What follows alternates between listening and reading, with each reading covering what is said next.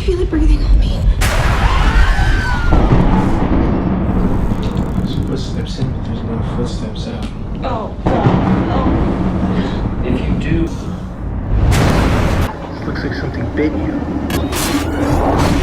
What's happening to me? This thing left a message. If it's not a ghost, what is it?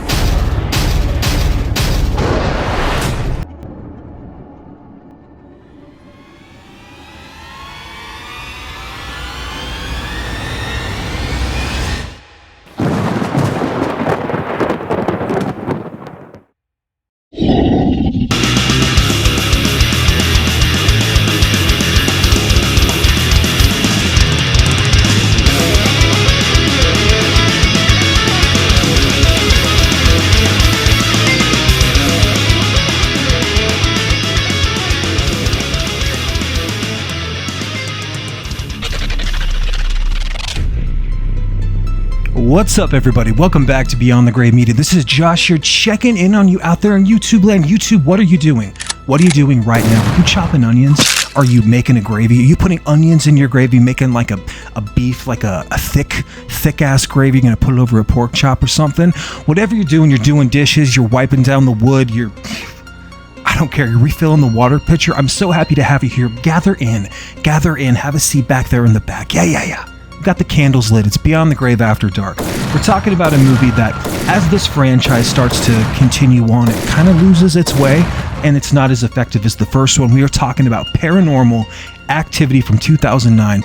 This movie, I think, is very effective. It gets under my skin. I can't wait to talk about it. We're just going to rant.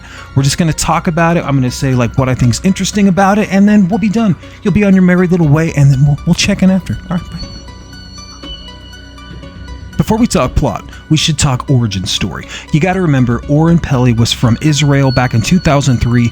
He'd immigrated over, bought a house in San Diego, California, brand new house in suburbia, where all of a sudden he went from a really busy street to nothing. There was no sound. In his house, he started to notice like creaks and groans and scratching and footsteps, and his wife was getting pretty wigged out. So he decides, man, with all this technology, why don't I just film what's happening while we're sleeping at night, right? And then I'll just show my wife like she's crazy, or my girlfriend, whoever it was at the time.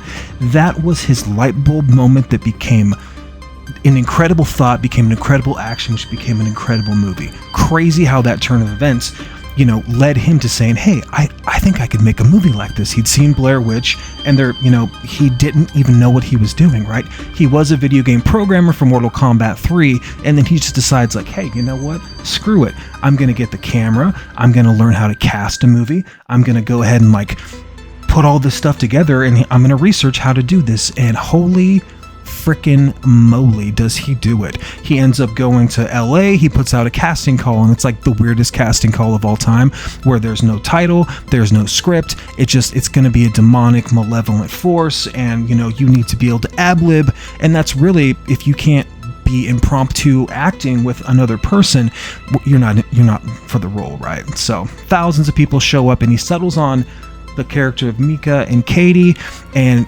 instantly they just have this chemistry. So he moves them to his real house. He's working around the clock, and he decides he's going to shoot this movie in his free time, and he does it for about 7 days, and he does everything himself. And I think that's such an incredible part of this movie, is that he learned how to cast, how to film, how to market. He did it all, and I think on this shoestring budget, I think that's really impressive. So all of the stunts, all the effects that you see in the movie is Oren figuring it out in real time, like, hey, I can put a mask over half of this computer lens so that the room is shot, and then I can pull the door closed, or we can rip Katie out of the bed with a harness.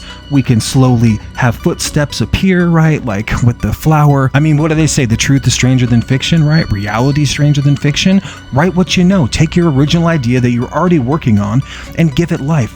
Great idea, great director, great motivation. It's inspiring, man. We've all wanted to create a horror movie, and this dude just said, you know what? I'm doing it.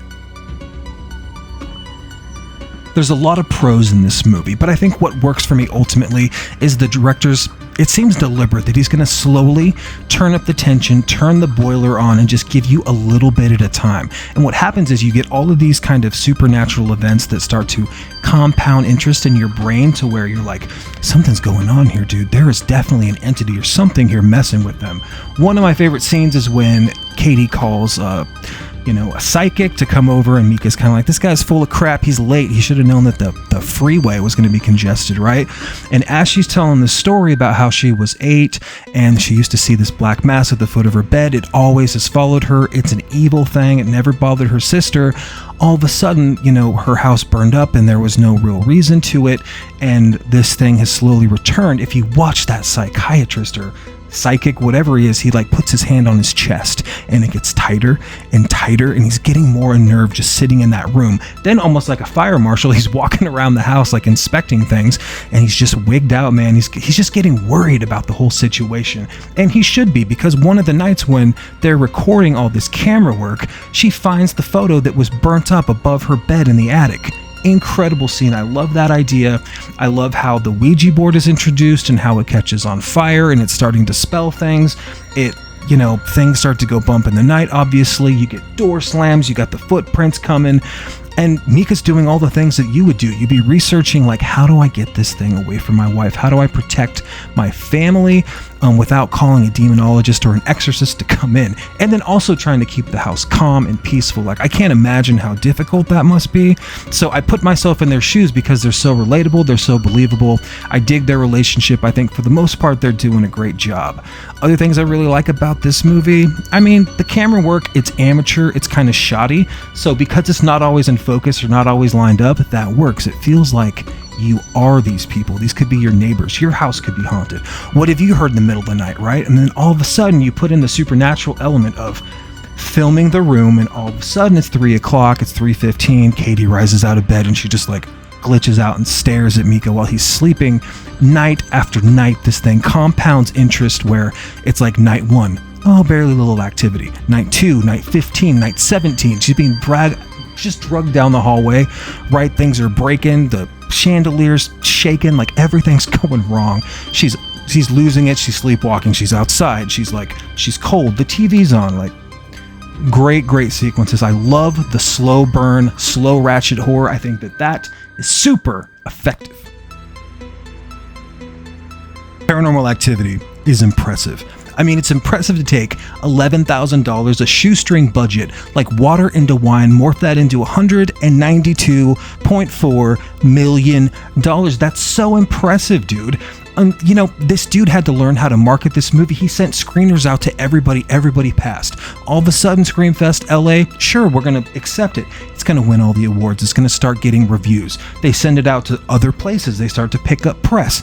Ends up at Paramount. Paramount sends it off to DreamWorks, and it ends up with Steven frickin' Spielberg. Steven Spielberg, Amblin Entertainment. He ends up watching this movie, and the legend goes, he had a door in his house that would not lock. He watched Paranormal Activity. All of a sudden, he was locked out of his own house. He was locked from the inside out. He had to call a locksmith. He brought the movie back in a garbage bag, dropped it on the dude's desk, and was like, make this movie. Change the ending. Reshoot. Don't kill the girl. Impressive legacy. And then obviously it spawned 2, 3, 4, 5, 6 ghost ones, marked ones, next to kin, 2, 3, like there's a couple of good ones in there that have some unique ideas. Why they made that thing 3D, I will never know. You do not want to see the entity in 3D. You don't want to really see anything. I like the Witch Coven, like that's a whole other conversation, is how the franchise started to dip. The first one though, for me, it's impressive. I think it's great. If I'm watching this by myself, I know everything that happens, but with the good sound system, you get the rumble, you get like the scratching, you get the demonic sounds. I think it's still pretty effective, It's better in the fall when it's dark and it's cold and it's nasty. And here in Oregon, we've had a bunch of major thunderstorms. So it was a pretty good watch tonight, but I've seen it so many times that I think the more times you watch it, it does lose its luster. But watching this in the theater for the first time, it was intense. People were jumping. They weren't running out in droves like all those previews in the beginning made it sound like, but for the most part, people were freaked out, and it was a blast. Not as good as Blair Witch, but it was up there as far as found footage in the theater. Had a great time.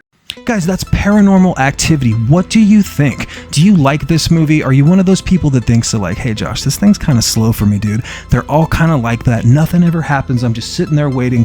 I totally totally understand that argument, because for the most part, as a franchise, it's not my favorite. It starts to continue to dip, except for that oscillating fan in part 3. That is so effective, watching the scares that can come from panning across the room. But yeah, I'm gonna say 6.5, maybe 7 out of 10.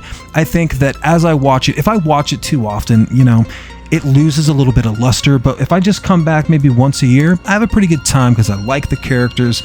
I love the origin story. There's a great documentary on it called The Unknown Dimension on Hulu. It's a Paramount Plus original, or Paramount Presents. And it's like an hour and a half of how they made the movie. It's great. That's a great documentary if you're just looking for something to do. It definitely makes me want to grab my camera and become a filmmaker out of nowhere, because it's so impressive that he could do this out of nothing. So if you want to see more from me, guys, like, comment, subscribe, talk some mess down there, and then follow me on social media. We got more to come tomorrow, including the 500 subscriber giveaway, Maniac in 4K. It's gonna be awesome. Until then, take care of yourselves. Cheers.